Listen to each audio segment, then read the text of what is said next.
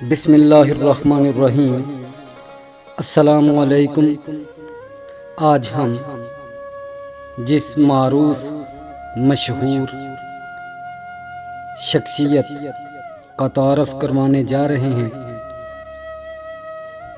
ان کا نام نامی اسم گرامی میاں محمد بخش رحمۃ اللہ علیہ کھڑی شریف والے ہیں۔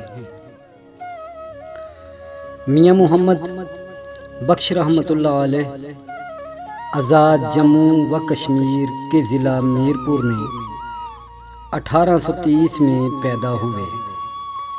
ان کے آباء و اجداد جموں کے رہنے والے تھے اور ان کی قومیت پسوال گجر تھی۔ بعد میں یہ قبیلہ جہلم اور گجرات کے اضلاع میں نقل مکانی کر گیا۔ میاں محمد بخش رحمۃ اللہ علیہ کے پردادا نے ضلع گجرات میں چک بہرام میں سکونت اختیار کی اور پھر میرپور کے علاقے کھڑی شریف میں منتقل ہو گئے۔ میاں محمد بخش رحمۃ اللہ علیہ کے والد مکرم کا نام میاں شمس الدین رحمۃ اللہ علیہ تھا۔ میاں محمد بخش رحمۃ اللہ علیہ کے خاندان کے 4 نسلیں علاقے کے انتہائی قابل احترام صوفی بزرگ پیر شاہ غازی رحمۃ اللہ علیہ کے دربار سے منسلک رہے۔ ان کے پردادا میاں دین محمد رحمۃ اللہ علیہ حضرت پیر شاہ غازی رحمۃ اللہ علیہ کے خلیفہ اور بعد میں جانشین بھی بنے۔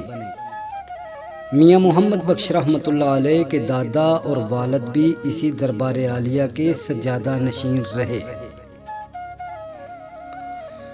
میاں محمد بخش رحمۃ اللہ علیہ اور ان کے بڑے بھائی میاں بہاول بخش رحمۃ اللہ علیہ نے سموال شریف میں حافظ محمد علی کے مدرسہ سے حدیث کی تعلیم حاصل کی۔ انہیں فارسی اور عربی زبانوں پر کافی عبور حاصل تھا۔ اپنی ابتدائی عمر سے ہی انہوں نے شاعری میں گہری دلچسپی کا اظہار کیا۔ نور الدین عبد الرحمن جامی رحمۃ اللہ علیہ کی یوسف زلیخا کو پڑھا۔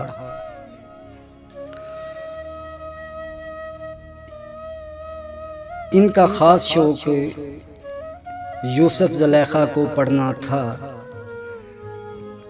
تعلیم کی تکمیل کے بعد وہ پیر غلام محمد رحمۃ اللہ علیہ کے شاگرد بن گئے۔ انہی کی ہدایات پر انہوں نے سری نگر کا دورہ کیا اور صوفی بزرگ شیخ احمد ولی رحمۃ اللہ علیہ کے حلقہ ارادت میں شامل رہے۔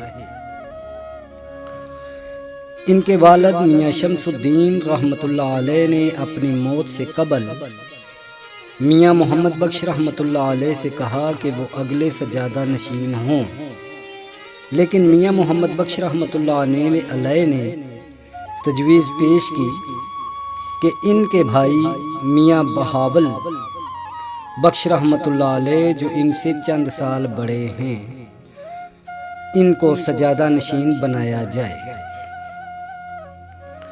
اپنے والد مکرم کی وفات کے بعد آپ نے تقریباً 4 سال انہی کے کمرے میں سکونت اختیار کی۔ اس کے بعد انہوں نے مزار سے ملحق جگہ پر گھاس پھوس کی ایک حجرہ نما جھونپڑی بنائی اور 14 سال وہیں قیام پذیر رہے۔ 1880 میں میاں بہاول بخش رحمۃ اللہ علیہ کے انتقال کے بعد دربار پیر شاہ غازی کے سجادہ نشین بنے اور اپنی باقی تمام عمر کھڑی شریف میں ہی گزار دی۔ میاں محمد بخش رحمۃ اللہ علیہ کا انتقال 31 جنوری سن 1907 کو ہوا اور مزار کے احاطے میں ہی دفنایا گیا، یعنی میاں محمد بخش رحمۃ اللہ علیہ کی قبر دربار کے احاطے میں ہی ہے۔ میاں محمد بخش رحمۃ اللہ علیہ نے ساری عمر شادی نہیں کی۔ میاں محمد بخش رحمۃ اللہ علیہ کافی ساری کتابوں کے مصنف تھے۔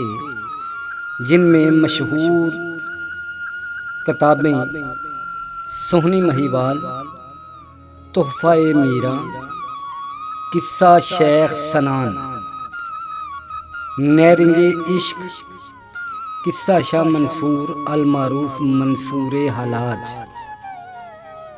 شیریں فرہاد، تحفہ رسولیہ، گلزار فقر، سسی پنو، مرزا صاحباں، ہدایت مسلمین، پنج گنج، تذکرہ مقیمی، ہیر رانجھا اور سب سے مشہور سیف الملوک کتابیں ہیں، جن کا نام انہوں نے خود سفر العشق رکھا تھا۔ میاں محمد بخش رحمۃ اللہ علیہ اپنے ہم عصر پنجابی کے تمام صوفی شاعروں میں سب سے زیادہ فارسی شاعری سے متاثر تھے، جن میں رومی اور جامی رحمۃ اللہ علیہ قابل ذکر ہیں۔ انہوں نے سیف الملوک صرف 33 سال کی عمر میں مکمل کر لی تھی۔ سیف الملوک فارسی مثنویات کی طرز پر ہے اور اس میں 9270 اشعار اور 64 ابواب ہیں۔ ان کے تمام عنوانات فارسی میں ہیں۔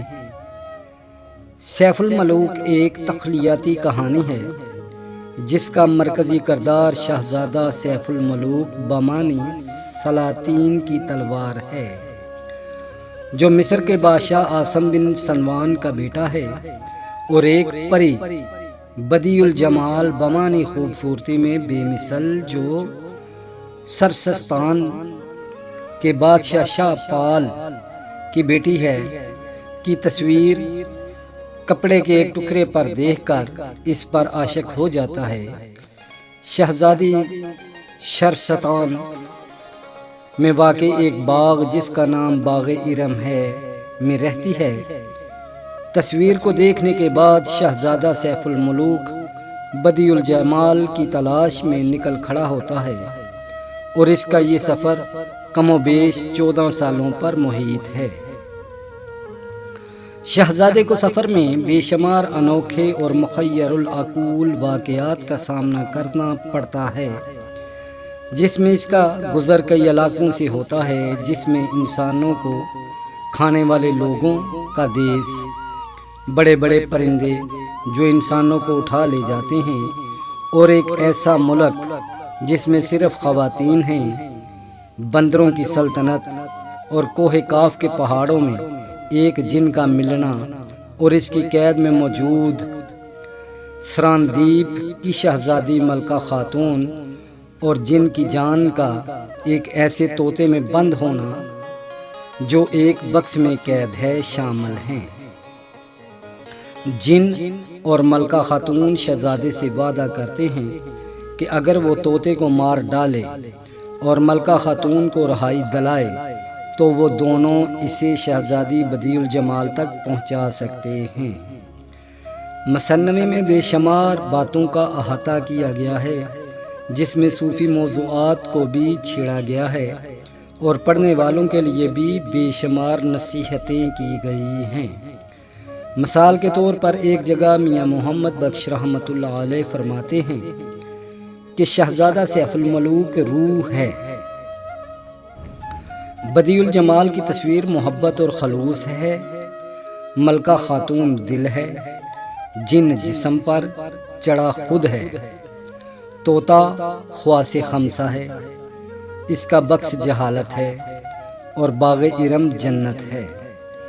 حیران کن طور پر میاں صاحب نے شہزادی بدیع الجمال کا ذکر ان بڑے بڑے کرداروں کے ساتھ نہیں کیا، بلکہ خوبصورت پیرائے میں اس کو محسوس بھی کروا دیا ہے۔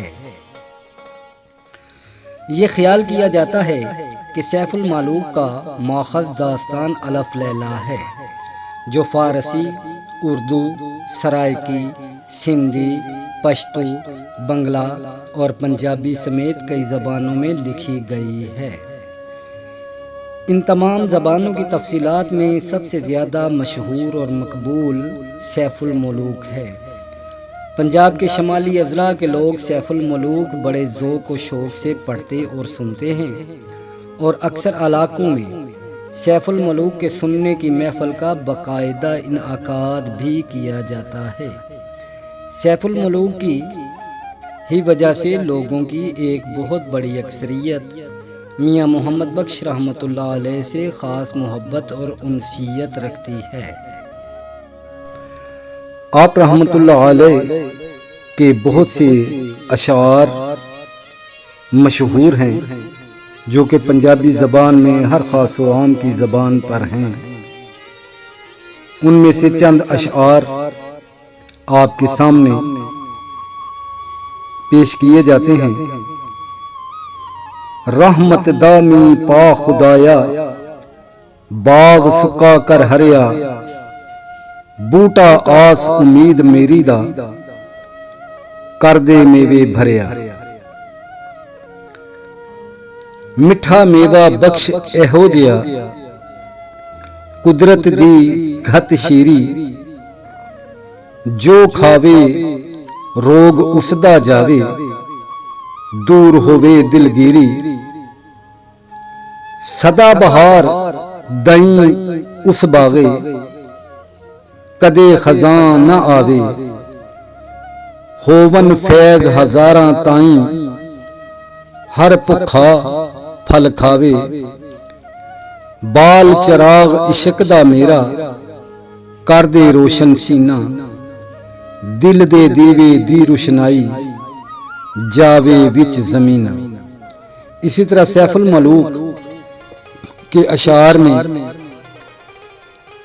دشمن مرے تے خوشی نہ کریے، سجنا بھی مر جانا، دیگر تے دل گیا محمد، اوڑک نوں ڈب جانا۔ اول حمد ثنا الہی، جو مالک ہر ہر دا، اس دا نام پکارن والا،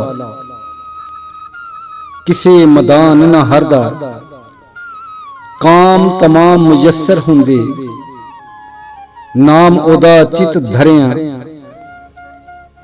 رحم سکے ساوے کردا، کہر ساڑے ہریاں۔ اسی طرح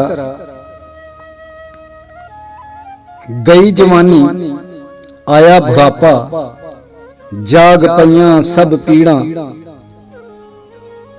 ہون کس کم محمد بخشا، سونف اجوین ہریڑاں۔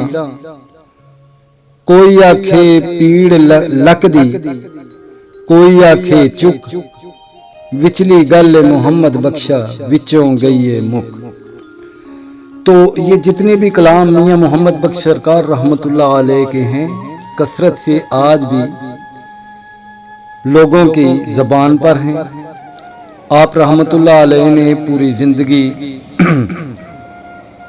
صوفیانہ زندگی بسر کی، حق پر چلے۔